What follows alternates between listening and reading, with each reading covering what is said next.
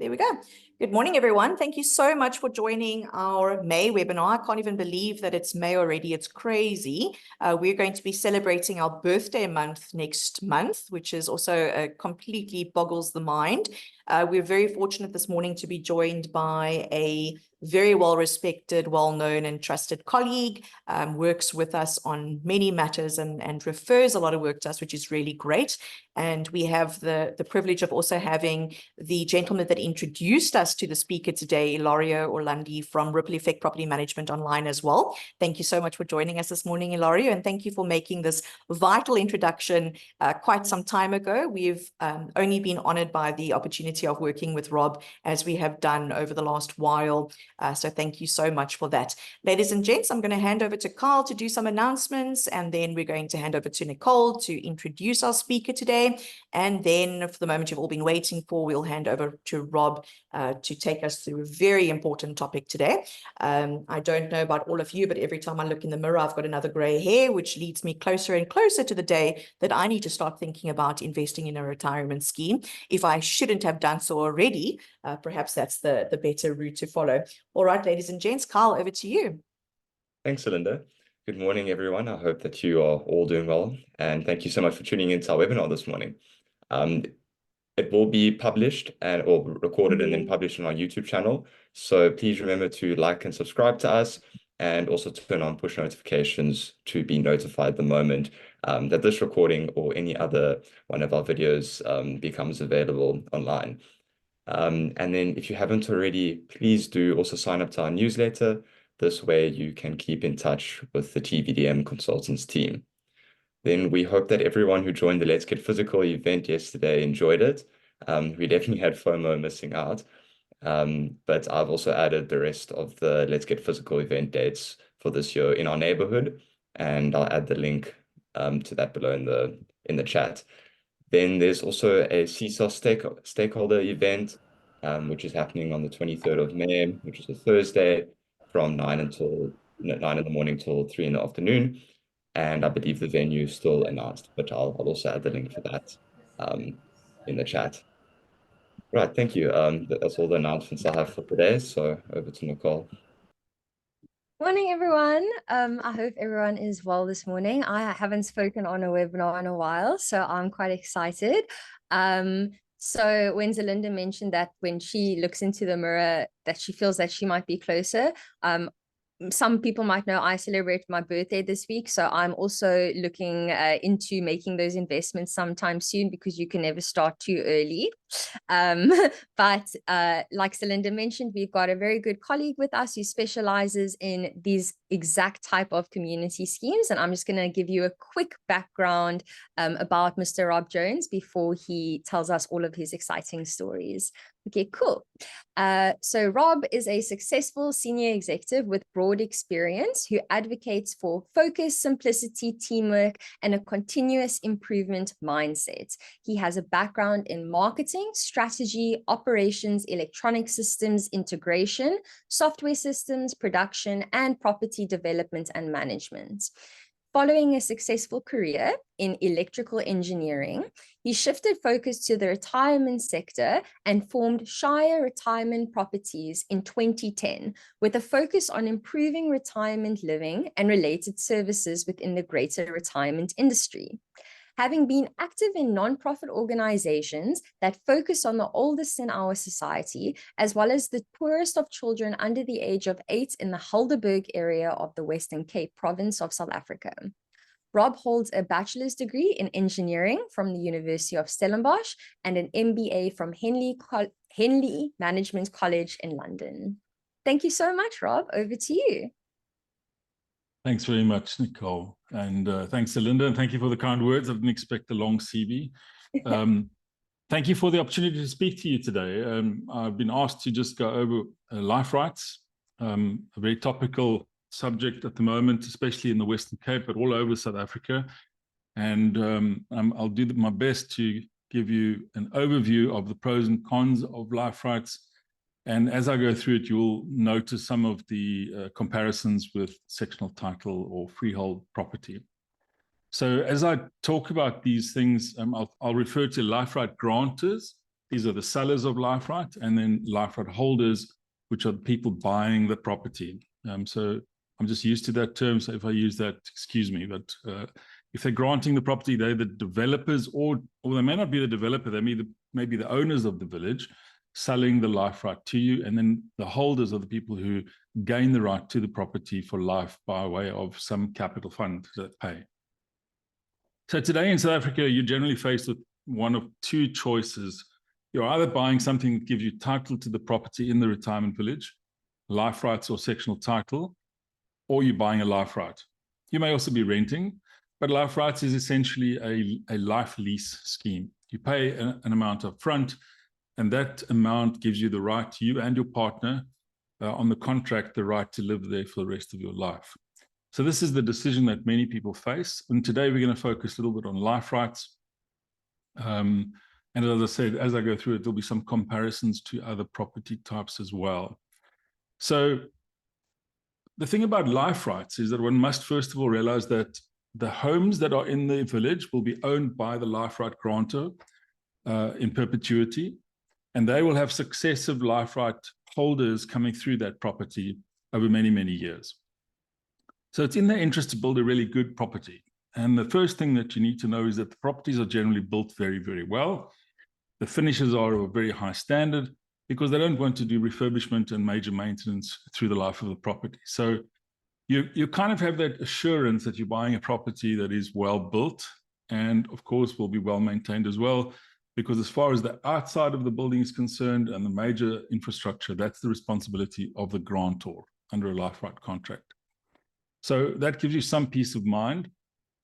You are generally responsible as the holder for the internal maintenance, but that differs a little bit from contract to contract, exactly what you are responsible or not. But generally, it's the internals. You've got to keep it looking good and well maintained. So some people think that life rights only come in at low prices, but I've seen life rights sell from 1 million Rand right up to 12 million Rand. It really depends on where you purchase, much as any other property. So, and I don't believe that there's really a huge price difference between life rights and sectional title or freehold property, because after the first round of sales, the price is generally driven by the market. So in the first round of sales, yes, the developer will often push the price down because as soon as they sell out, their risk is reduced, and also the operational day-to-day operations are funded through levies. So you will get a good price coming in, first-time buyers, but after that, it kind of settles on the market rate. In the best life right schemes in South Africa, there are long waiting lists to get in. And because this is a year I turned 60, so I'm also a May birthday baby, Nicole. I put my name down on a property. It's a life right property, and I won't be able to get in there for another 10 years. So I speak as someone who's kind of settled that in my own mind, and I can see clearly the benefits for myself in buying into an estate like that. So if all the best life right estates that you examine have long waiting lists, that kind of speaks for itself about the attractiveness of this mode of purchase for life rights. Around the world and in New Zealand and Australia, this is by far the most popular form of retirement living. And yes, we also have regulation and law that protects the buyers here, much as they do in Australia and New Zealand, perhaps a little bit less well regulated in South Africa than down there. So the other thing to realize, if you're looking at comparing prices and levies, it's very difficult to compare the prices and the levies in retirement villages to normal residential estates. And the reason for that is that there's a lot of infrastructure that has to be built to support people as they age and to provide services in that infrastructure. So you're paying for that infrastructure as part of the purchase price, and in your levy, you're also sustaining the services that must be provided to a certain extent. I heard a webinar recently where the speaker said that a large part of the costs are related to care because there's a frail care in most of these villages. But I don't believe that is necessarily the case. Sometimes you pay a very small price towards the care provider for basic primary health care, and then you access the care after that as you need it. So no, I don't think that's the case. So in terms of the purchase itself, it's important to know that there's no transfer duty, no conveyancing fees, no VAT on the purchase. And Your insurances on the property and the rates are all part of your levy with the life right grantor. So you don't have any hassles to deal with insuring the building or paying the rates and taxes. That's all dealt with by the life right grantor. So that's when you buy the property. When you're putting your money down, some of these sellers of life rights will also offer you flexibility on that capital amount. So if you roll up there and they say it's 3 million rand, and you're going to get 25% of the gain back when you exit the estate, they will sometimes negotiate the price if you're willing to make the 25% zero. So you'll just get your money back and none of the gains. And some will even go below the original purchase price for some benefit they'll reduce the amount you get back by reducing the price that you pay to get in. So it's an interesting concept, and it differs from seller to seller, or life right grantor to life right grantor. The most you're going to get back in South Africa is 25% of the gains when you terminate the contract. That may be when you and your partner pass away, but it also may be that you terminate the life right agreement and leave the country, say, in which case you would get back the capital plus 25% of the gains. I think today in South Africa, the vast majority of these schemes simply pay back your capital that you paid up front. And in some cases, there's a small deduction for refurbishing the property, but you need to read the contract very, very carefully when you go into these kind of contracts. And you need to be linked to a good service provider or life right grantor. So you're guaranteed, once you bought this, you're guaranteed to have a place to live in for the rest of your life. And for the people that I speak to, this is a huge peace of mind for the couples that come into the estate. You have a number of guarantees as well in terms of our law that must be disclosed to you. You must know that if you buy into a life right scheme, that the property has been endorsed in terms of the Housing Development Schemes for Retirement Persons Act. It must be disclosed to you what the levies are for the next year. Those must be fixed.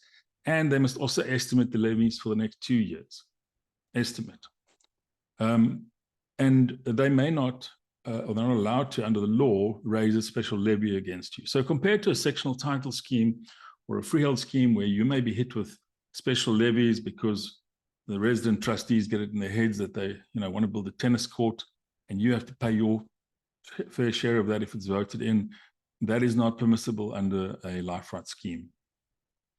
So you're allowed to live there for the rest of your life. You've got some stability in terms of your expected levies going forward, and you've got the security of knowing that the property is well cared for and that it's of a good quality.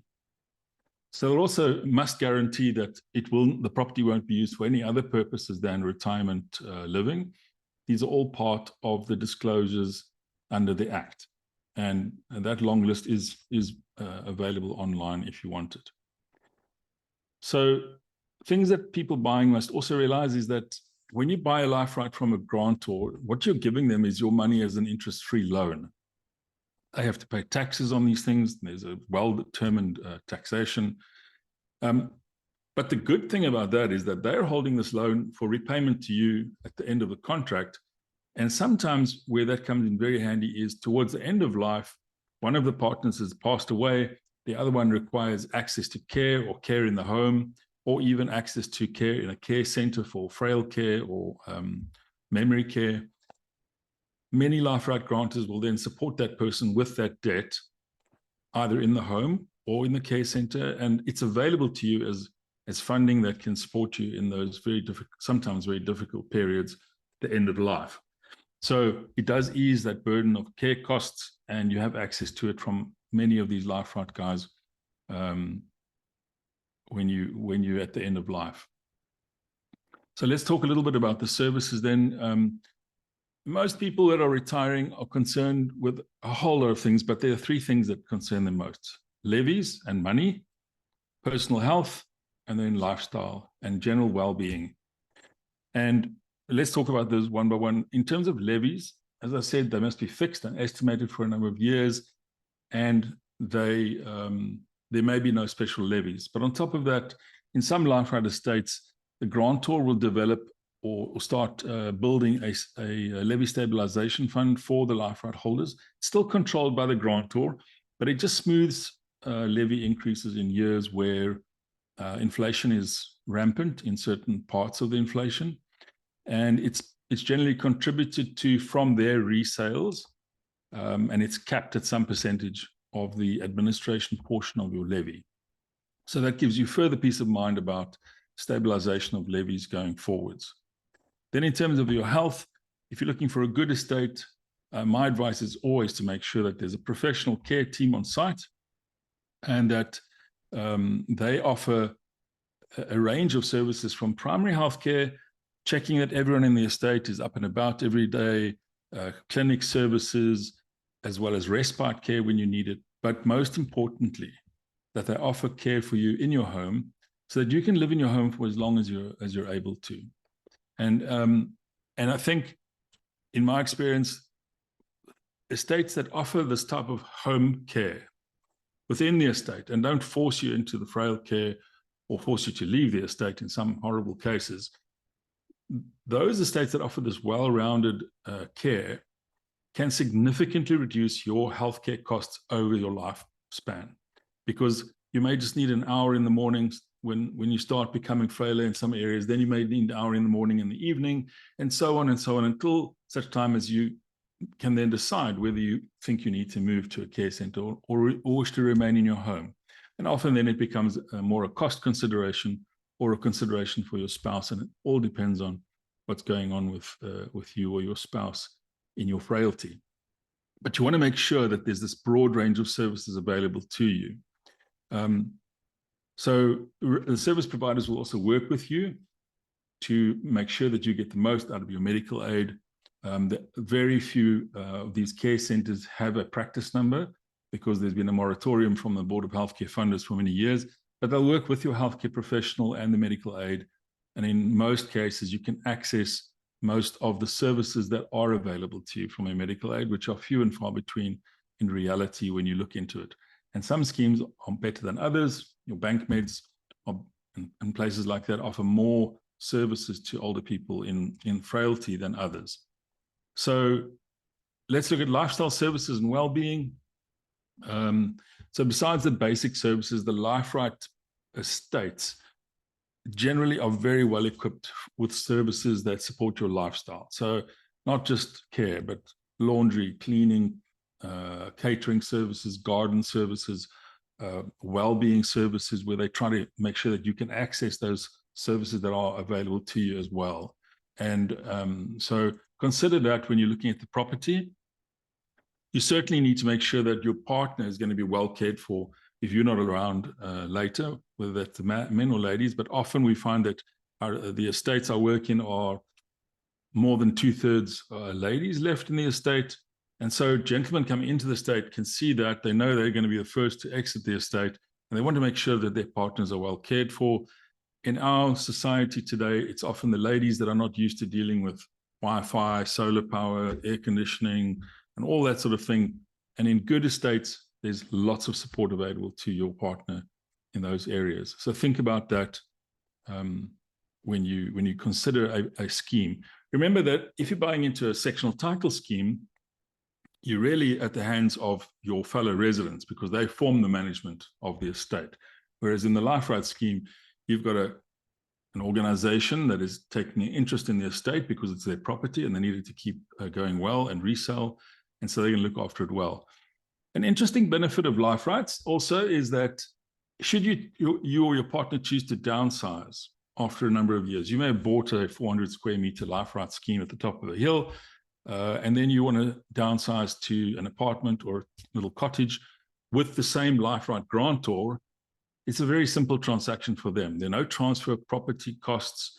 It's simply a matter of putting you into the other property, providing you with a revised contract, sorting out the financial difference between the big property and this little property, adjusting your Life Right loan, and perhaps paying out some cash to you, and then allowing you to live in that. So very easy.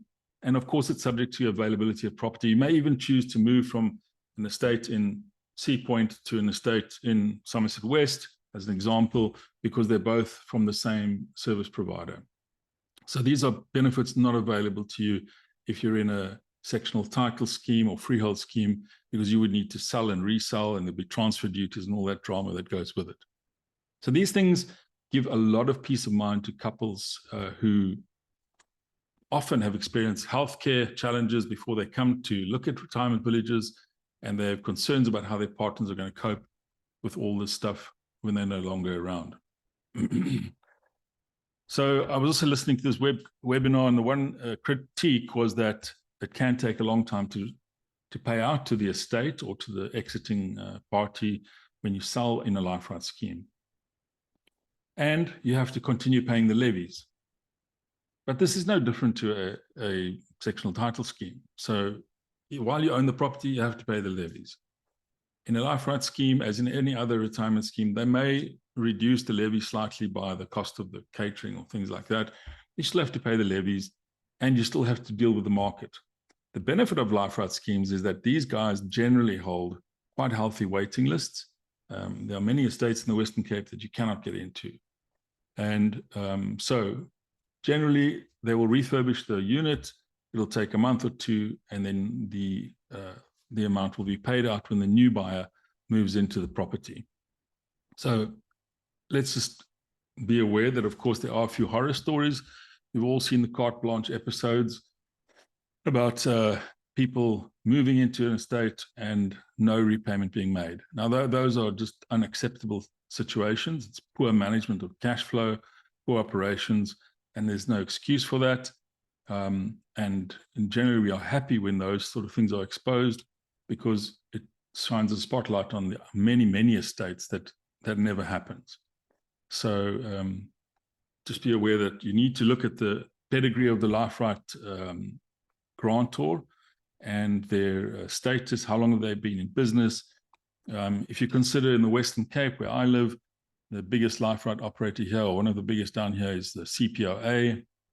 They've been going for some 70 years. And yes, they're a non-profit, and they're not always the fastest movers, but they're a great company providing great services, and you can feel safe in their hands, generally speaking.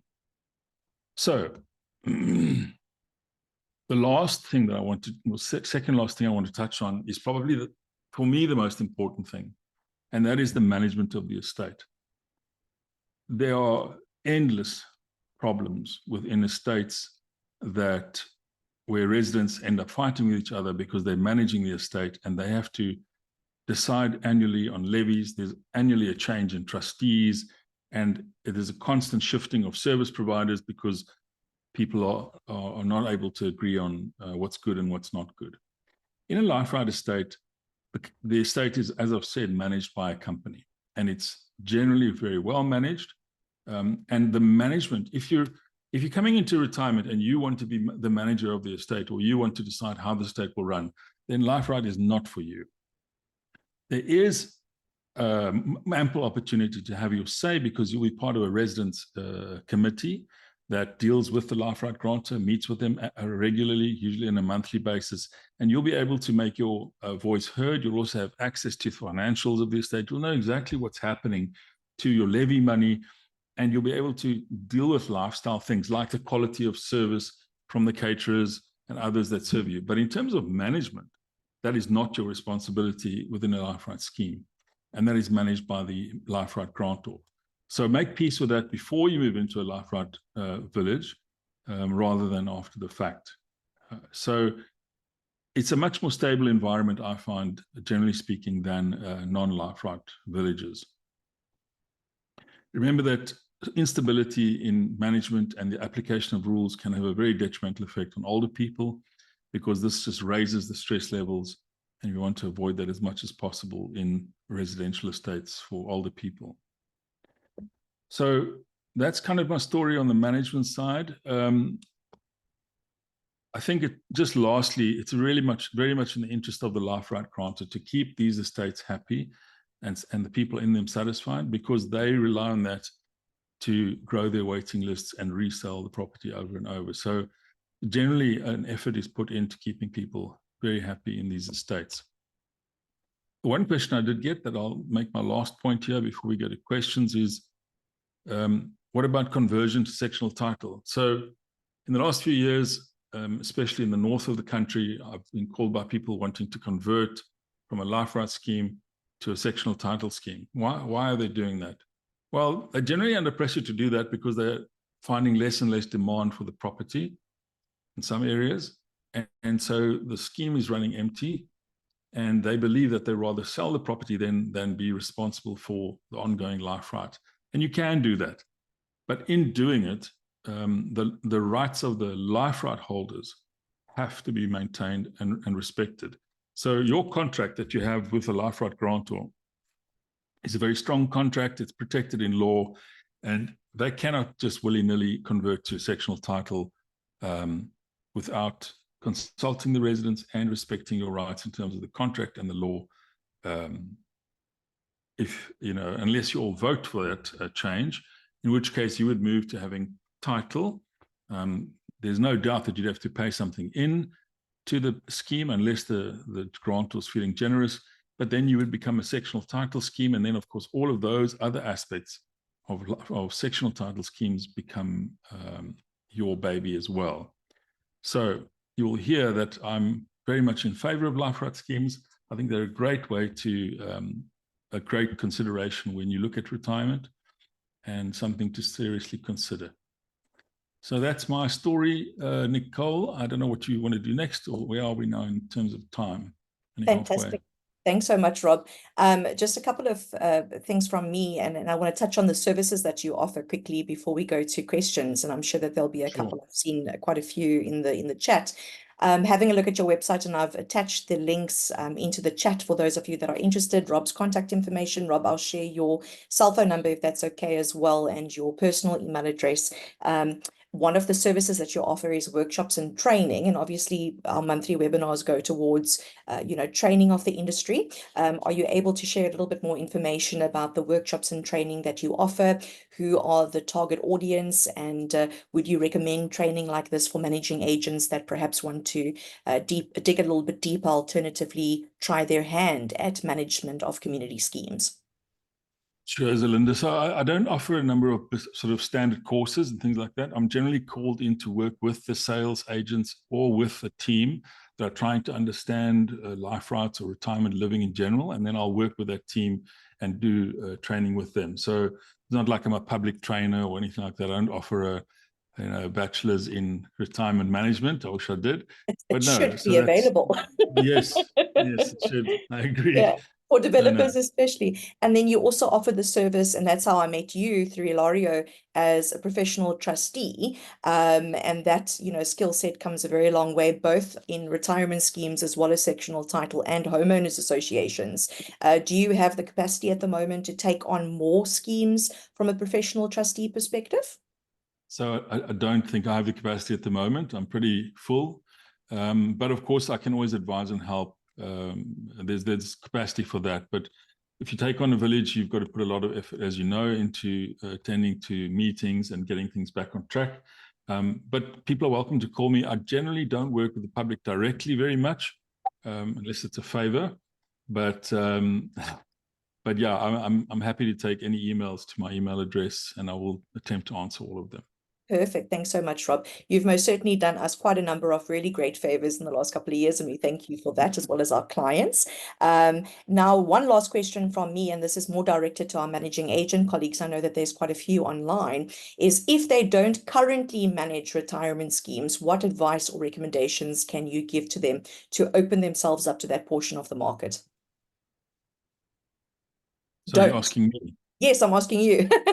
Sorry, I thought you were talking to No. This is a question on behalf of our managing agent clients. If they are interested in managing retirement schemes, both sectional title, HA, or life rights, what would your advice or recommendation be, the first steps that they would need to do to start managing or tendering for management in that line? So I wish there were more managing agents that did look at retirement schemes, and there should be. Because it's a growing market, especially in the Western Cape and the Natal, but all over the country. So I think if you want to get into this, you must be prepared for what is not so much a property management and just financial management service, but a service management. So it's closer to hospitality, and we do use a lot of hospitality people in our schemes to manage the schemes. The first thing we tell them is, it's not like a hotel where you've got someone living with you for a few days or a few weeks. This is a 50-year, up to 50-year relationship. It's closer to a prison in that sense, in that you come in and you are reliant on the village for almost everything. And sometimes very reliant on the services of the estate for every aspect of your life, including your socialization and so on. So if you want to get into this game, you have to take it seriously. You're not just going to be putting out the income statement and holding an AGM. If you're going to be managing the estate as a managing agent, you should be registered with NAMA. You should be a proper property practitioner, and you should take it very, very seriously. I know you guys support that. Hilario's on the call here. So, but it's not an easy ride. It's taxing, because you're dealing with individuals, and they're not young individuals. They come out of corporate, and they come out of all sorts of places, and they of course have an interest in what's going on. And so you must be willing to work with them, but be firm in the rules, because all the residents want to see firm management of the estates, so that they don't have this change all the time in their lives. I think it's look, I've been in the game since 2010, and I only work in retirement schemes. So it's been a really interesting time for me. I enjoy working with older people and trying to make things work better in the light of what is not a very favorable government attitude towards older people yet. I think it's going to change, but it's not going to change in a hurry. And the laws are all over the place. If you look at all of the laws that affect retirement villages and older people, they do not speak to each other at all. It's chaotic at the moment. And so we have to navigate our way through that and do the best we can. Yeah. We've got a couple of questions on the chat, and we can take a couple of questions live as well, if there are any. The first one is, do you think that there is an opportunity for banks to finance life rights? So from a purchaser point of view, from a life right holder point of view, I don't believe so. They do finance the scheme. Often banks finance the development of these schemes, but even then they are reticent, because they can't get their hands on the property. The rights are so strong in the hands of the holders that the banks are sometimes difficult to get on board with the life right scheme. I think as they've seen so many commercial entities get into the life right game, they've become more and more willing to fund these estates. But if you're talking about as an individual, whether the bank would help you fund that, I don't think that's likely. I haven't heard of that happening because they can't bond the property. We've got a comment from Nicole here. She said, in our experience with these types of schemes, they have a frail care component. The cost associated with the use of this component is almost always at an additional cost. Sandy mentioned, this is interesting, you mentioned this in Alfrekel, we have a scheme like this in our area, and she wants to know if it's a similar scenario to timeshare. Right. So I sit on the board of a non-profit care company, MacCare, and there are schemes where the mode of contract, so the scheme will own the frail care sometimes. They'll own the building, and they'll call it a frail care building. I don't like calling it place frail care, because frail care is the service you offer in the building, but nonetheless, they will own the building. Then they'll lease it to an operator, and the operator will provide a contract whereby they provide care to everyone in the estate. Sometimes those contracts, the body corporate or the governing entity is responsible for the shortfall every month. So if half the care center is full, you're going to be paying for the staff a shortfall. And so those type of contracts should be avoided at all costs, in my view. The care operator should take care of the risk, so that you again have a stable levy as a group of residents. In the best scenarios, the care operator will lease the building. He'll pay a levy to the estate to be on the site. He'll pay his own electricity, lights and water and all that stuff.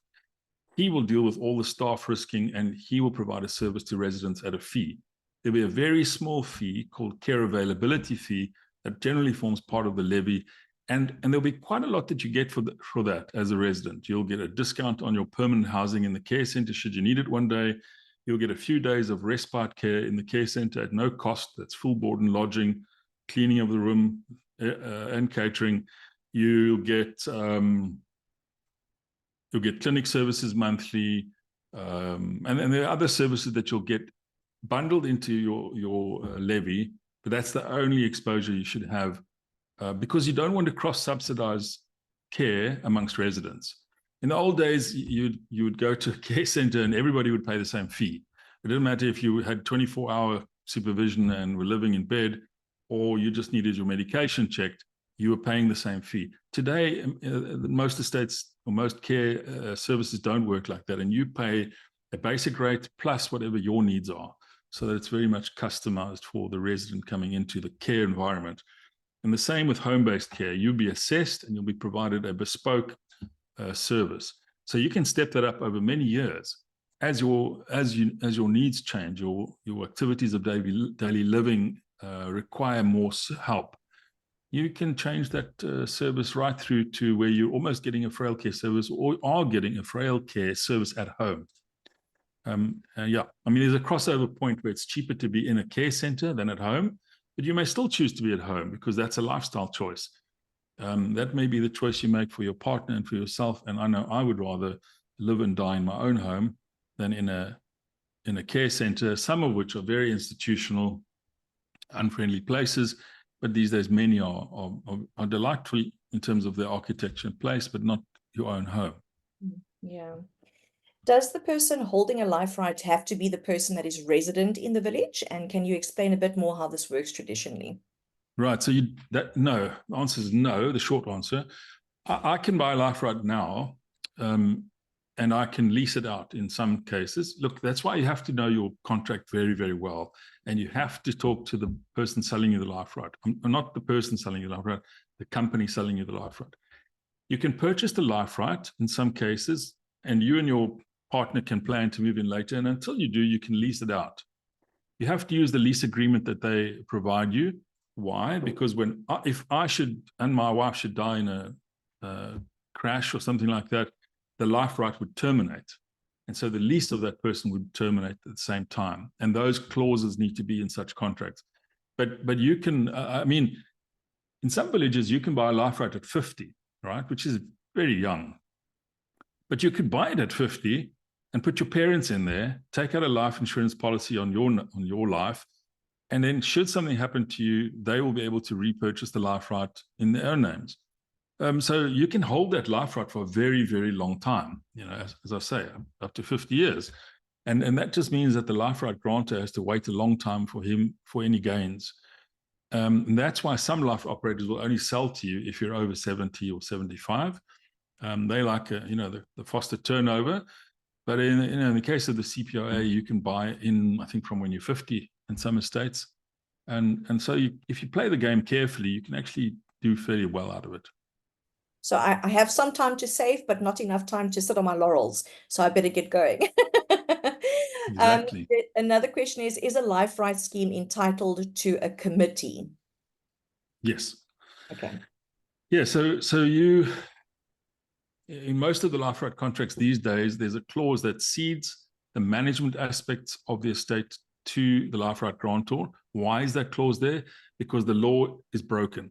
It was written on the back of the very, very old Sectional Title Schemes Act, before all of this new Sectional Title Management Schemes Act came into being. So they actually almost disenfranchised the owner of the life right village and created a management association. So it became like a sectional title scheme. I would say the vast majority of those old schemes have now passed, or have been changed to a scheme where the grantor managed the place. Why? Because they fell into disrepair. The levies were not manageable. It was chaotic. So many of them around the country we've changed them. I've done 2 in the last few years, where the grantor now manages the estate, but he has a residents association or a residents committee only, and they interact on a monthly basis, and they are vital to the success of the estate and to ensuring that the communication is there about the services and the lifestyle of the people living there. So the best grantors of life rights will make sure that there's a very active and vibrant life right committee. Yeah. Whenever we get involved in retirement scheme matters, and Nicole's got a couple of her own stories to share, but we generally have issues with either who is the trustees, the financial obligations and requirements of the members, and then services. And one of the biggest services that we tend to get involved in, although we know almost nothing about it, which is why we get you guys involved, is food and catering. Are you able to share a couple of funny stories, if there is such a thing, when it deals with this type of scenario, and perhaps some recommendations or some advice? Sure. I mean, I've dealt with some of the big caterers in the country, and one generally wants to be with a reputable caterer that has dietitian and nutritional thinking on board, that knows what geriatric, it's a horrible word, geriatric, but, you know, understands food for older people that have certain needs. They have to supply food to people who range from wanting, you know, calamari and steak and chips right through to softs food that have been, you know, ground down and able to eat, because people are really, really frail. So you've got to have that kind of thinking in the service provider. Having said that, there are excellent service providers who provide really, really good and well-presented, beautiful and balanced meals to both the care environment and the general dining environment in the estate. So yeah, funny story. I mean, the thing about catering is that you're never really going to be satisfying everybody, right? Because I know just a few weeks ago, they gave beef olives in one of the estates here, and people were horrified. It happens, you know, they had Scotch eggs and people were horrified. So you tend to go back to the staples.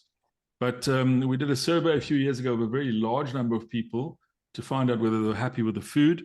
And at the end, one of the feedback we got was they want minder gebakte puddings, less baked puddings, 50% of the people. And the other 50% said more baked puddings. There was no neutrality. It was either they wanted more or they wanted less. So if you're not a Marlborough, you're either a Marlborough pudding fan or you're not. But yeah, the food doesn't have to be the old, you know, mac and cheese and boring stuff. It can be very, very good food.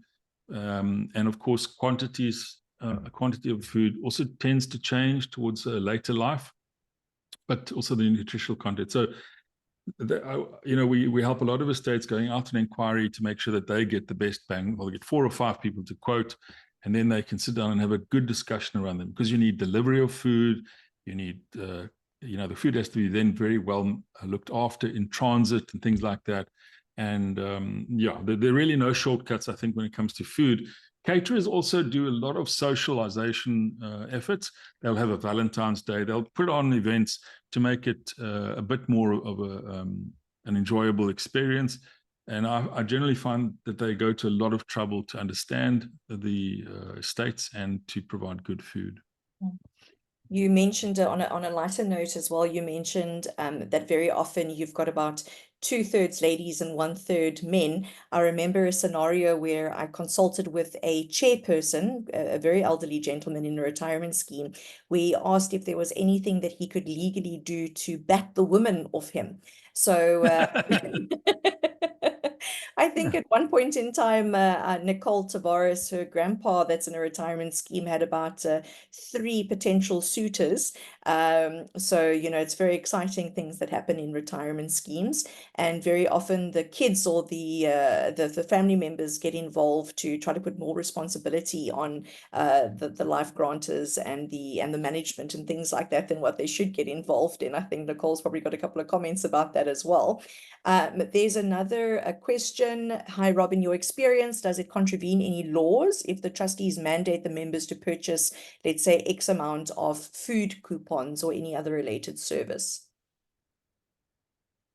No, I don't think it contravenes any laws. You would know better than me about the legal side of things, Linda. I'm just an engineer trying to make my way through this environment, but I can't think of any laws that would be a problem. Well, it would be based in contract, and if you accept that, yeah, then, you know, so be it.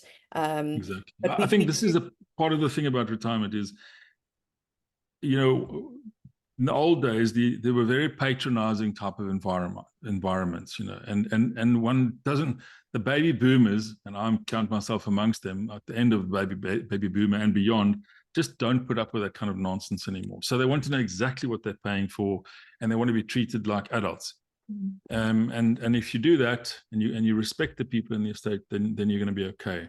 Yeah. I mean, there's a lot of romantic involvement in the States. Don't think that people, you know, don't get up to all sorts of nonsense past the age of 50, 60, 70, 80, Yeah, and even 90. yeah, and And I've older. had some very, very interesting conversations in these villages over the years. I am a bit of a feminist myself, so I always put out an appeal for more women to stand as trustees. We have insufficient women involved in the management of estates. We have insufficient women involved in the design of estates. A lot of complaints from ladies about the architecture and the cupboard layouts and all sorts of things, and simply because they're not consulted. And we're very lucky because in some of these estates, we've got a lady who is the architect. And that makes quite a big difference to some of the living aspects and ergonomics of things for women. Yeah. So yeah, get Interesting. involved, ladies. We've Yeah. we've got a comment from a colleague in the industry, Simon Thompson. He's from BBM Attorneys. Hi, Robin, your experience, how have you handled life right holders who can no longer afford their levies? Yeah, that's a reality. We've got a lady recently who was advised to put a lot of money into Bitcoin and other type of cryptocurrency investments and lost a lot of her money, if not all of her money. Now, that does happen. And suddenly you find yourself as a resident who can't afford to pay. So in some of these life right schemes, the life right grantor will have a discussion with him or her, and the family. In some cases, a surety will have been required if they see this problem coming, and then the family will be asked to help. They will also consider helping from the debt that is owed to the resident within the life right. Remember, you are owed that money when you terminate the contract, and sometimes, and in the one estate that I'm personally involved in, we will do a calculation and then give you a monthly allowance against that debt. It comes at a cost, like any loan, but it is against your debt. So you're reducing your debt, and it's kind of like a reverse mortgage in a way, but on a very small scale. If you've lived there a very long time, you won't really have a large rand value available to you. But it's very sad to see the number of schemes and fraudulent schemes that are running around and addressing older people. And they fall prey to these things often, and then sometimes they have to terminate the life right agreement and leave the estate. And not just life right residents, freehold, sectional title residents fall on hard times, or they don't have support from their family overseas anymore, and suddenly they find themselves in a situation where they have to terminate their agreement or sell their sectional title scheme and move into rental accommodation or throw themselves at the mercy of one of these very, very good organizations like CPOA or Helderberg Society for the Aged or TAFTA or Rand Aid that can provide you lower cost rental accommodation for some time. Okay. Two of the questions on the chat remind me of the provisions of the Older Persons Act. Could you perhaps just touch on the Older Persons Act, how it applies, in summary, what it is and what it deals with? Sure. So this little book is always in my bag, Older Persons Act, 2006, and amended in 2010. The Older Persons Act is also one of those acts that is sort of creaking and broken and inadequate, but it's all that we've got. And I think what we always try to encourage people to do is to respect the intentions of the act. What was the intent of the act? And the act was put in place to try to protect the rights of older people, firstly in terms of the Constitution and the Charter of Human Rights, but also very specifically in terms of what can they expect if they're living in a residential estate, in terms of information, so financial information, the people that are working with, the staff, and so on. The Act expects you to disclose those type of things to your residents and to work with them. Now, some people would argue that the Act only is referring to so-called residential facilities, which are frail care homes and old age homes run by the state.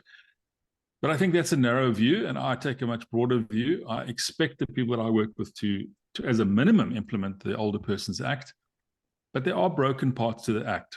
For example, the Act requires that all caregivers should be registered with government. There's even a form, I think it's Form 7. But if you fill in that form and you try and register a caregiver, the Department of Social Development will not be able to help you much with that because there isn't a register. Unfortunately, there's also not an operational working register for abusive care workers and abuse. There should be, and it keeps getting announced, but it's just not there and operational. So we find somebody fired for theft or abuse of some sort in one care center, runs over the road, get a job at the next place. And so, the act is there. It's all that we've got, and it also very much lays out the rules for care environments and what they should look like and how they should be implemented and how you can register the care facility and services with Department of Social Development. And yeah, so I use it as a very important part of what I do. I see it in conjunction with the Housing Development Schemes for Retired Persons Act, which has got its own problems, of course, but it's all that we've got, and it's a very good guideline, and it certainly provides protections to people who buy life rights. And we use it often to back up what we say to life right granters when we're looking into things for some older people. I see that we've got our colleague Alistair online from PKF Octagon. I know that he specializes in sectional title and HAA, and I'd like to hear if he's available perhaps to share some comments on his experience working with retirement schemes. Alistair, I'm sorry to put you on the spot. I know you don't like it, which is why I do it. Are you available to make any comments? I also test who's actually listening or just has us on who said that available. Okay, he must be busy. Ladies and gents, I'd like to take the opportunity just to open up the floor for any questions that you might wish to raise verbally. Just welcome to raise your hand, unmute yourself, participate. I think I've touched on most of the questions in the chat, and Rob will share it with you as well. There was a request that I share an image of that lovely little book that you were showing now, which I've done. And obviously, you'd also want to look at the Housing Schemes for Retired Persons Act. I have to slow down exponentially to get that name right. Are there any questions from anyone? Nicole, I see you unmuting yourself. It's Housing Development Schemes for And I got it Retired. wrong. Said it slow and I still got it wrong. There's a question, Zelina, there's a question here from my colleague Magda Pienaar from True to You. She's asked whether the care services are generally integrating a person-directed care approach as the trend is in most countries. I think person-directed care, if you ask almost any care service provider, or if you go out and tender, they'll all tick the box that says, yes, we provide person-centered care, person-directed care, and holistic care and all those good things. But when you dig into the details, you really look at whether that is the case. And I think Magda is fighting a very difficult fight in trying to get more and more people to think in terms of person-directed. Let the person direct how the care should be that they get. Obviously, there are limits to that, right? Because if you are not able to make decisions for yourself, then other people must look after you. But for most of us, we want to be have some control over how the care is provided to us, where we have care, and we want the service provider, from the security guard at the gate to the caterer to the care worker to the gardener, to address us in a particular way that is person-focused and person-centered. So some care operators are going to great lengths, even employing people to understand the needs of residents. And we find a lot of loneliness and depression and worthlessness and stress in older people. We're starting to make inroads to understand those and be more person-directed, to connect people to the services we provide in a more bespoke way, because not everybody wants to go to bingo on a Thursday night, but some people love it. Not everybody wants to go to the happy hour, but there are many, many things you can do and that you can engage with as an older person. And I strongly recommend people moving into estates to find some activity that gets them out of their pajamas in the morning and out of their door into the sunlight, and in most cases helping other people, because that tends to reduce depression and it makes them feel some sort of value add in themselves. So yeah, these people are great and they help with a more person-directed approach. And it is developing. I mean, as the rise of home-based care is across the world, care companies are struggling to cope with home-based care because now they have an army of people out of sight, out of mind, or not out of mind, but out of sight, and in people's private homes. Everyone has got a different experience. So when you've got a young care worker and you're sending her off to look after somebody, that's a very stressful assignment on day one. They've never had to look after somebody's cat. In some cases have never used a shower mixer. So the care companies are required to do much more detailed and diverse training in order for the care worker to have a person-directed approach and to be more understanding of the environment, both for the care worker and for the person being cared for. And unfortunately, in this country, our care workers put up with a lot of abuse. They have no career development in this country. They have a very poorly defined training regime. They are paid fairly low wages. And it's a very, very stressful environment for which they get very little R&R and counseling support. All of those things, I think the best companies are trying to address. And you know, I sit on a group that's a free service in South Africa that called Project Scaffold. We meet once a month and we just share stories and best practices. And I would encourage everyone to look at Project Scaffold as a possible place to join if you're interested in care in South Africa and get involved. It's free and all the resources are there for you if you join the association, or not the association, the project. It's an online project. So yeah. So thanks for I hope that answers the question, Martha. Thank you. Thank you. Anything else from anyone live? Yes, please. Yes. Glynis, Okay, I'm just going to read the question as I put it on the chat. please. But basically, it's from a legal point of view. If you signed a life right agreement which used the term of retirement village and mentioned, in inverted commas, rus in vrede in the provision of frail care services, but as it turned out, the village was never registered as a retirement village and rus in vrede does not exist, is this agreement null and void? So, Zelinda, I think you'll agree that there is no register as such for retirement villages in this country. It doesn't exist, but you can be zoned for a retirement village. You know, the property can be zoned for that, and you can endorse the property in terms of the Housing Development Schemes for Retired Persons Act. That's as close as you get to registering a retirement village. People often ask me, is this retirement village registered?